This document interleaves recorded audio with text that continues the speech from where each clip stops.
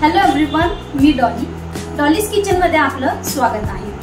आजची रेसिपी आपण बघणार आहोत हेल्दी गुड फुटा। रेसिपी स्टार्ट करण्यापूर्वी आपल्याला आपलं मॅजिकल एप्रन घालावं लागेल। आता आपण आपलं मॅजिकल एप्रन घातलेलं आहे। चला आता रेसिपी बघूया। आता आपण गॅस ऑन केलेला आहे। त्यात मी कढई आता तपलेली आहे आपली, त्यात मी 1 चम्मच तूप ऍड करते।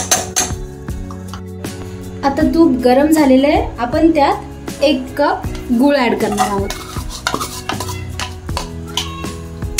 आणि याला मेल्ट होऊ द्यायचं आपल्याला छानसं। आता आपला गूळ छानसा मेल्ट झालेला आहे। लक्षात ठेवा, आपल्याला फ्लेम जी आहे ती एकदम कमी ठेवायची, लो फ्लेमवर शिजवायचे, हाय फ्लेमवर नाही शिजवायचे। आता आपण आपला गूळ कसं चेक करायचा ते सांगणार मी। जे आपल्याला गूळ फुटाण्यासाठी जो लागतोय, आपल्याला जो टेक्स्चर हवंय ते कसं चेक करायचं मी ते सांगते। इथे पाण्यामध्ये 1 ड्रॉप टाकायचा, त्याला थोडंसं सेट होऊ द्यायचं, आणि मग चेक करायचं। हे बघू शकता, आपल्याला एकदम कडक, एकदम कॅन्डी सारखं हवंय, हे नाही झालेलं आहे, म्हणजे हा गूळ आपण वापरू शकत नाही। परत एकदा आपण चेक करणार आहोत की आपला गूळ जो आहे तो रेडी झालाय का।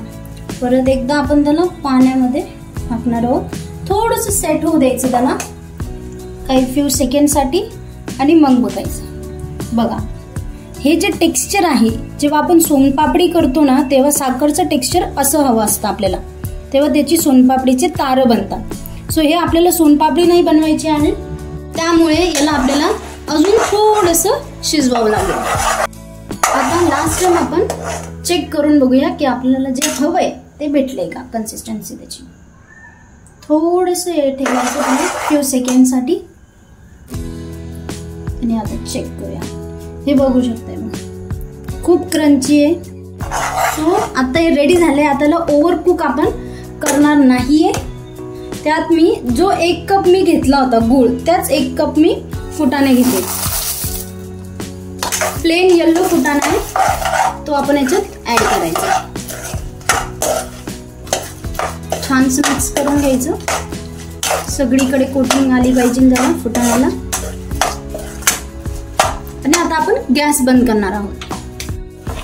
याला आता आपण काही सेकंडसाठी मिक्स करणार आहोत, जेणे ती छानशी जी आहे कोटिंग होईल।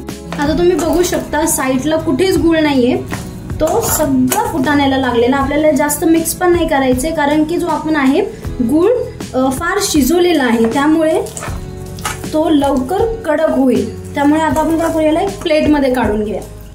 या प्लेटमध्ये आपण काढून घेणार आहोत। काही ड्रॉप्सच आपण तुपाचे ऍड करणार आहोत, म्हणजे ते चिपकणार नाही, पण आपल्याला तरी प्रिकॉशन्स घेऊया आपण। आता बघू शकता तुम्ही, हे खूप जाम होतंय, तर आपल्याला याला पटकन प्लेटवर काढून घ्यायचंय।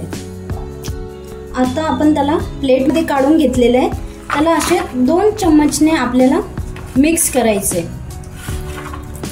ठीक आहे। जास्त वेळ आपल्याला कढईत ठेवायचं नाहीये, कारण की आपण जास्त वेळ कढईमध्ये ठेवलं तर ते कढईलाच चिपकून जातं।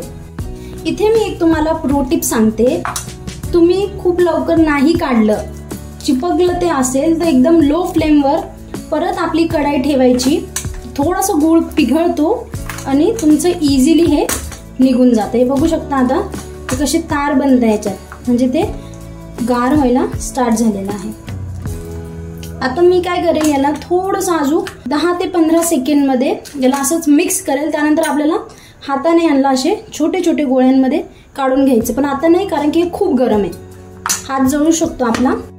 आता हे हात लावू शकतो एवढं गार झालेलं आहे। मी एवढे त्याचे डिवाइड करते, त्याचे तुकडे। तुम्ही असे सिंगल पण काढू शकता, पण मला हे असे मी छोटे छोटे तुकड्यांमध्ये यांना डिवाइड करून घेते। हे गरमच आहे, फार थंड झालं की तुम्हाला त्यांना वेगळं करता येणार नाही। सो थोडंसं कोमट असेल हाताला, तेव्हाच तुम्हाला हे तोडून घ्यायचे। हे बघू शकता, आता मी सगळे सेपरेट करून घेतलेले आहे, खूप क्रंची झालेले, हे बघू शकता, हे बघू शकता कॅन्डी सारखे झाले। आता आपली हेल्दी रेसिपी रेडी झाली आहे, मी तुम्हाला खाऊन दाखवते। परफेक्ट झालेली आहे, क्रंची आहे, इव्हनिंग स्नॅक म्हणून परफेक्ट आहे, लहान मुलांना खूप आवडणार आहे। ही रेसिपी तुम्हाला रक्त वाढण्यासाठी, हार्मोन इनबॅलन्ससाठी तुम्ही ही रेसिपी खाऊ शकता आणि ही रेसिपी तुम्हाला मदत। अशीच रेसिपी बघण्यासाठी माझ्या चॅनलला फॉलो करा, लाईक करा आणि सबस्क्राईब करा।